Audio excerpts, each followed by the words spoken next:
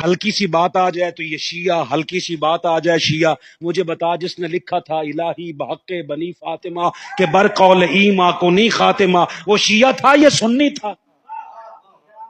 یہ ابھی جس کا پڑھ رہے تھے صلو علیہ وآلہ، وہ شیعہ تھا یا سنی تھا؟ بتا تو صحیح ذرا۔ کمال ہو گئی۔ ہونا پتہ ہے کیا چاہیے تھا؟ اگر غیرت کی کوئی خیرات ملتی، ہونا خلیل بھائی یہ چاہیے تھا کہ جب بھی بندہ اہل بیت اطہار کی بات کرتا نا، بندے کہتے اوے اینی اہل بیت اطہار دی گل کردا ہے، لگدا ہے پکا سنی ہے۔ تو ہونا تو یہ چاہیے تھا کہ کوئی اہل بیت اطہار کی بات سنے تو بندہ کہتے یار بڑا پکا سنی ہے۔ کیسا جاہل ہے بندہ، بات رسول کے خاندان کی سن کے اپنے پلے میں نہیں رکھ رہا، بات شیعوں کے پلے میں دے رہا ہے، لگتا ہے شیعہ ہے۔ میں نے کہا اگر تو یہی سمجھتا ہے تو پھر ہم سے بڑا شیعہ اللہ کرے کائنات میں پیدا ہی کوئی نہ ہو۔ ہمیں تو وہ لقمہ بھی نصیب نہ ہو جس لقمے پہ مولا حسین کا نام نہ لیا جائے۔ کمال ہو گئی ہے یار۔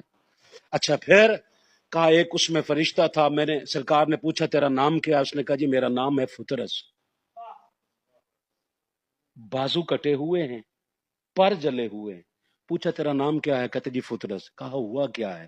کہا جی میں نا اللہ کے مقرب فرشتوں میں سے تھا، میں نے ایک دن آسمان سے زمین کی جانب دیکھا ایک ایسا بندہ جس کے بازو بھی نہیں تھے، جس کے پیر بھی نہیں تھے، وہ زمین پہ رینگ رہا تھا، میری زبان سے ایک جملہ بے ساختہ نکلا، اے دبی کو جینا ہے۔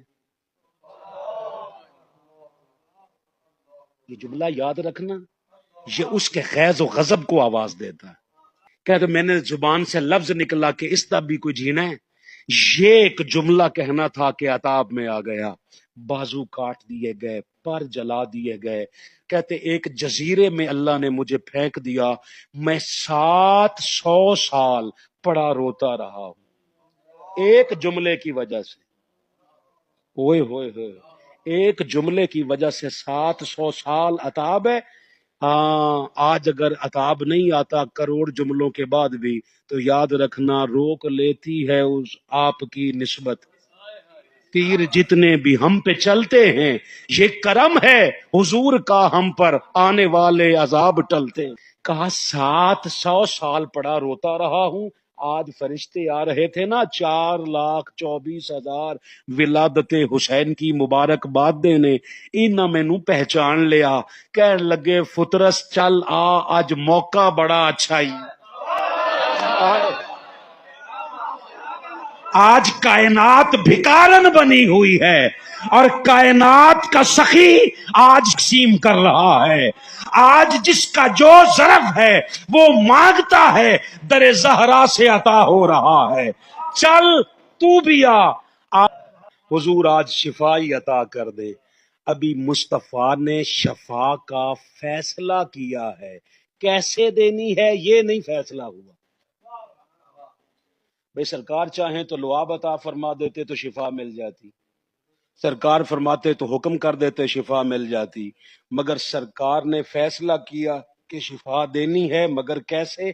کیسے کا بھی جواب نہیں آیا، جبریل امین آ گئے، آ کے عرض کرتے ہیں حضور اللہ نے سلام بھیجا ہے اور اللہ فرماتا ہے جس چادر میں ابھی ابھی حسین لپٹا ہے، ابھی حسین لپٹا ہے، اور خدا کے نیک بندو سوچو جس چادر میں ہماری ماں ہمیں جنم دینا وہ خود استعمال نہیں کرتی،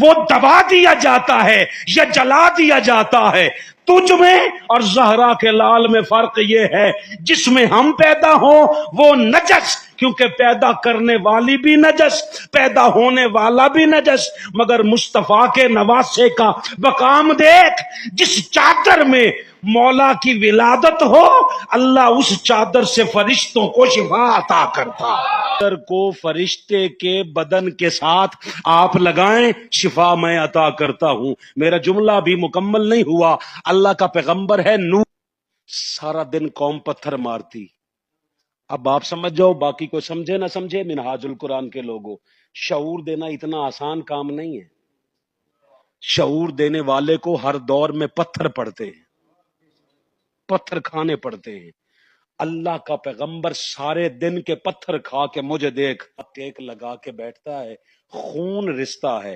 اللہ فرشتہ بھیجتا ہے، وہ نبی کے بدن کو پر لگاتا ہے تو شفا ملتی ہے۔ اللہ فرشتے کو بھیجتا تو سارے دن کا لہو لہان بدن فرشتے کے پر کے ساتھ اللہ نبی کو شفا دیتا۔ میں بھئی مقام نبوت کی بات ہی نہیں کر رہا، میں تو تقسیم خدا کی بات کر رہا ہوں۔ نبی کو شفا دے تو فرشتوں کے پر سے، فرشتوں کو شفا دے تو حسین کی چادر سے۔